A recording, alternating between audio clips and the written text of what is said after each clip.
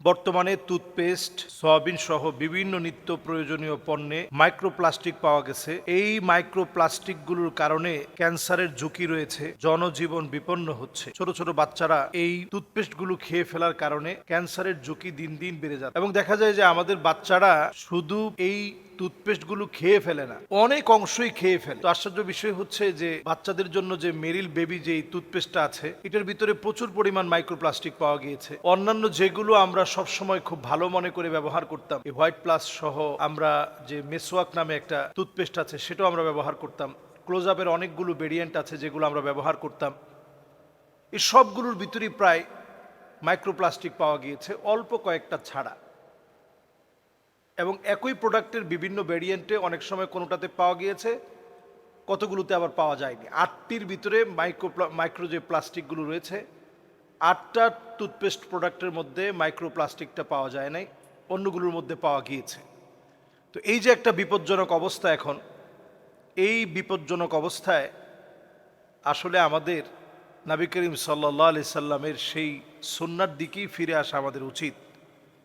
5 ওয়াক্ত নামাজের সময় আপনি অজুটার সময় যদি আপনি একটু মিসওয়াক করেন, 70 গুণ নামাজের সওয়াব বৃদ্ধি পাওয়ার জন্য এই আমলটাই যথেষ্ট। আপনি একটু মিসওয়াক করেন, তারপরে আপনি নামাজ পড়েন, তাহলে মিসওয়াক করে নামাজ পড়াটা 70 গুণ সওয়াব পাওয়ার যেমন আমল। নবীজি সাল্লাল্লাহু আলাইহি সাল্লাম এত পরিমাণ মিসওয়াকের কথা বলেছেন, আলাইকুম বিসওয়াক আলাইকুম বিসওয়াক, এত পরিমাণ নবীজির হাদিসের ভিতরে পাওয়া যায়।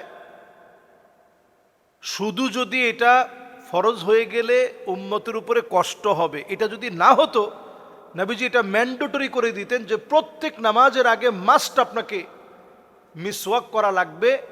নামাজ যদি সহি হতে হয় মিসওয়াক করতেই হবে আপনার জন্য। কারণ ফেরেশতারা আপনার তেলাওয়াতের সময়, আপনার তাসবিহগুলো পড়ার সময় ফেরেশতারা আপনার সঙ্গে থাকে, তাদের জন্য কষ্ট না হয়, এই জন্য মিসওয়াক করা এটা অত্যাবশ্যক। এবং মিসওয়াকটা নবী করিম সাল্লাল্লাহু আলাইহি সাল্লামের কাছে এত বেশি প্রিয় ছিল, ইন্তেকালের আগ মুহূর্তে নবীজি সাল্লাল্লাহু আলাইহি সাল্লাম আম্মাজানের ভাই যখন মিসওয়াক নিয়ে আসছেন, নবীজি অপলক দৃষ্টিতে তাকিয়েছিলেন। আম্মাজান আয়েশা বলেন, চিবানোর শক্তি তখন নবীজির মুখের মধ্যে তখন চিবানোর শক্তিটা ছিল না, যে দাঁত দিয়ে চিবাবে সেই শক্তিটা নবীজির কাছে তখন নাই। নবীজি ফেল করে তাকিয়ে আছে মিসওয়াকের দিকে। আম্মাজান এই মিসওয়াকটা চিবিয়ে দিয়েছেন। ওই চিবিয়ে দেওয়া মিসওয়াক দিয়ে নবী করিম সাল্লাল্লাহু আলাইহি সাল্লাম তিনি মিসওয়াক করেছেন। এই জন্য মিসওয়াক এটি মুসলমানদের সিলাহুল মুমিন, এটা মুমিনদের অস্ত্র। এটা যেন সব সময় আমরা আমাদের সঙ্গে রাখি। মিসওয়াককে যেন আমরা আমাদের বন্ধু বানাতে পারি। মিসওয়াকের মধ্য দিয়ে দেখবেন আপনার মাথা ব্যথা করতেছে, আপনি মিসওয়াক করেন, দেখবেন মাথা ব্যথাটা কমে যাবে। আপনি মিসওয়াক করেছেন, আপনি অনেক পেরেশানিতে আছেন, দেখবেন পেরেশানি আল্লাহ তাআলা লাঘব করে দিবে।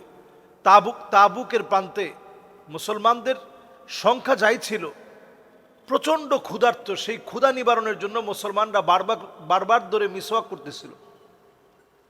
ঢাল ভেঙে ভেঙে বারবার যখন মুসলমানেরা মিসওয়াক করছিল, এই একটি বিষয় মুসলমানদের বিজয়কে অর্জনে সহায়তা করেছে।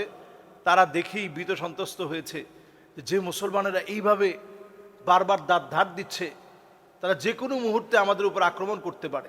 আসলে মুসলমানদের দাঁত ধার দেওয়ার অর্থ হচ্ছে যাতে করে আপনি এই মিসওয়াকের মধ্য দিয়ে আপনি অভ্যস্ত হতে পারেন। মিসওয়াক আমাদেরকে ইবাদতে অভ্যস্ত করে।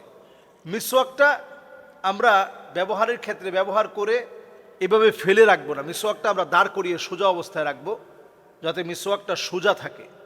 এবং মিসওয়াক ধরার একটা নিয়ম আছে, এখানে মিসওয়াকটা থাকবে, এই আঙ্গুল দিয়ে যখন আপনি এইভাবে মিসওয়াকগুলো করবেন, মিসওয়াকটা করবেন, আপনি দেখবেন খুব রিফ্রেশ লাগবে। এতে করে ক্যান্সারের ঝুঁকি সহ এখন যে মাইক্রোপ্লাস্টিকের যে ভয়াবহ একটা আতঙ্ক আমাদের মধ্যে বিরাজ করছে, আবার আমরা যদি সুন্নার দিকে ফিরে আসি, তাহলে এই আতঙ্ক থেকে আমরা যেমন বাঁচব, আমরা নানা রকমের অসুস্থতা, নানা রকমের দুশ্চিন্তা, ক্যান্সারের মতো ঝুঁকি, এগুলো থেকে আল্লাহ তাআলা আমাদেরকে হেফাজত করবে। আল্লাহ তাআলা আমাদেরকে সুন্নাহ মেনে আমল করার তৌফিক দান করুক। আসসালামু আলাইকুম ওয়া রাহমাতুল্লাহি ওয়া বারাকাতুহু।